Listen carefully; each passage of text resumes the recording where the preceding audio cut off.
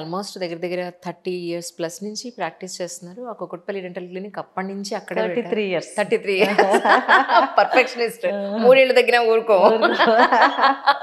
అయితే బ్రాంచెస్ చాలా పెట్టేసారేమో అని అనుకున్నానండి. చాలా పెట్టాము అంజలి. తర్వాత స్లోగా తగ్గించేస్తా వచ్చాం. ఎందుకంటే ఇంక ఇప్పుడు మాకు అంత కష్టపడి practice we're in the retirement stage now. మా దగ్గరికి వచ్చిన వాళ్ళకే చూస్తున్నాము and we have to take care of the children also. వాళ్ళ పిల్లలతో ఎంజాయ్ చేస్తున్నాము. సో ఇంక అయిపోయింది మేము. అలా అనద్దు. అసలు ఎక్కడన్నా ఇద్దరు పిల్లలు పెళ్లి చేసి ఉంటున్నారు. మీరు అలా అంటే ఒప్పుకోం మేము. అవునా? Thank you so much. అలా అంటే ఇలాగా సీనియారిటీ మ్యాటర్స్ అండి ఆల్వేస్ డెఫినెట్లీ.